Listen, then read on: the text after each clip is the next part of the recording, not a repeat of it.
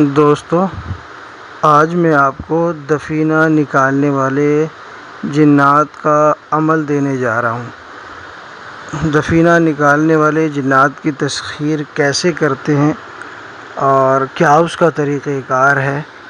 بہت سے لوگ اس طرح کے کام کرتے ہیں یا اس کی تگودو میں رہتے ہیں کہ اس طرح کا کوئی عمل ہمارے ہاتھ ہو جائے یا ہم اس کے عامل بن جائیں کہ جنات کے ذریعے سے، موکلات کے ذریعے سے دفینہ نکال سکیں، گڑا ہوا دھن، زمین میں چھپا ہوا دھن نکال سکیں۔ میں عامل ابو سبحان آپ حضرات کی خدمت میں حاضر ہوں۔ اگر آپ ہمارے چینل پر پہلی بار آئے ہیں یا ابھی تک آپ نے چینل کو سبسکرائب نہیں کیا تو چینل کو سبسکرائب ضرور کیجیے گا، ویڈیو کو لائک اور شیئر ضرور کیجیے گا۔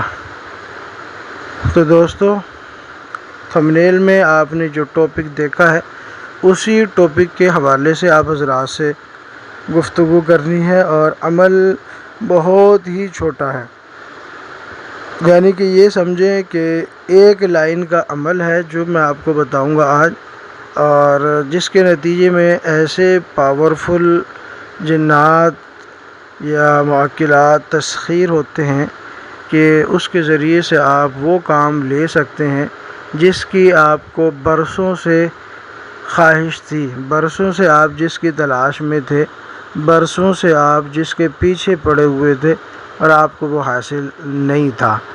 اسی عمل کا ایک طریقہ کار میں پہلے بتا چکا ہوں، یہ اس کا دوسرا طریقہ کار ہے، اور اس کی زکوٰۃ کا جو طریقہ ہے وہ بھی مختلف ہے، وہ بھی پہلے طریقے سے جدا ہے، تو اس لیے اس کی اہمیت زیادہ بڑھ جاتی ہے، کیونکہ اس کی زکوٰۃ بھی جدا ہے تو اس کی پاور بھی جدا ہے، اس کی طاقت بھی جدا ہے، یہ بہت شکتیشالی، پاورفل اور طاقتور بن جاتا ہے۔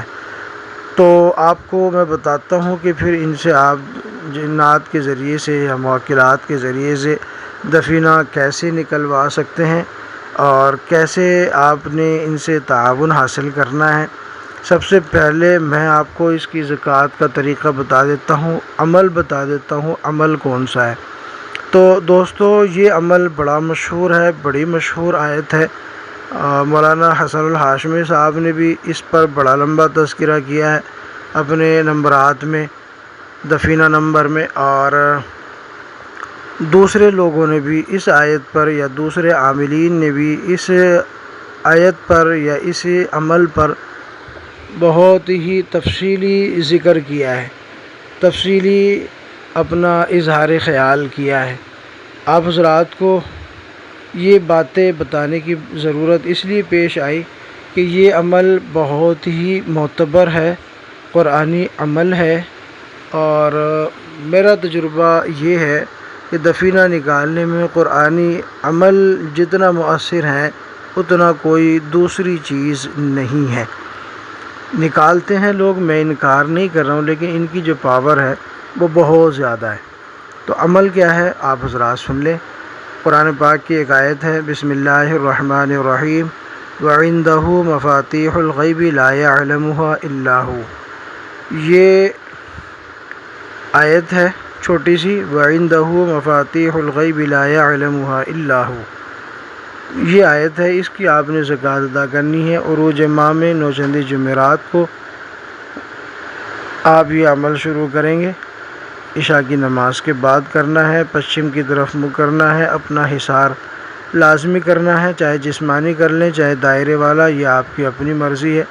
اول آخر 41 مرتبہ آپ نے درود ابراہیمی پڑھنا ہے، اور درمیان میں آپ نے اس آیت کو وَعِندَهُ مَفَاتِحُ الْغَيْبِ لَا يَعْلَمُهَا إِلَّا هُوَ، اس آیت کو آپ نے 3125 مرتبہ پڑھنا ہے۔ چھوٹی سی آیت ہے، اس لیے تعداد آپ کو زیادہ نہیں لگنی چاہیے، بہت کم وقت لگے گا، یعنی درود شریف پڑھنے میں بھی زیادہ ٹائم لگ جاتا ہے، اتنا ٹائم اس میں بھی نہیں لگے گا، اور قبلہ رخ ہو کے پڑھیں گے، عطر لگا کے پڑھیں گے، اگر بتی کا بخور روشن کر کے پڑھیں گے۔ 40 دن تک آپ نے 1.25 لاکھ کی اس کی تعداد مکمل کرنی ہے۔ 40 دن کے بعد آپ اس کے عامل ہو جائیں گے۔ عامل بننے کے بعد پھر آپ جہاں بھی دفینہ موجود ہو آپ کو کنفرم ہو جائے تو پھر آپ نے سب سے پہلے اس جگہ کا حصار کرنا ہے، اس کا کڑا لگانا ہے، اس کا دائرہ لگانا ہے۔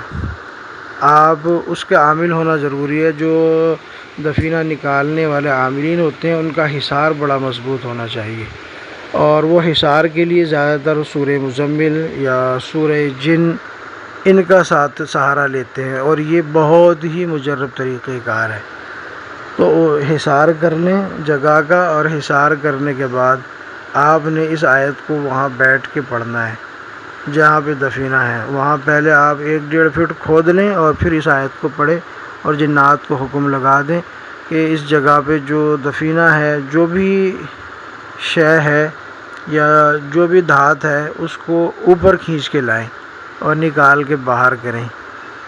یہ حکم لگاتے جانا ہے۔ پڑھنے کی تعداد کوئی نہیں ہے، جس وقت نکالیں گے بس پڑھتے جانا ہے اور حکم لگاتے جانا ہے۔ اگر وہاں دفینہ ہوا، کوئی دھات ہوئی کسی بھی قسم کی، تو وہ کھنچ کے اوپر آ جائے گی۔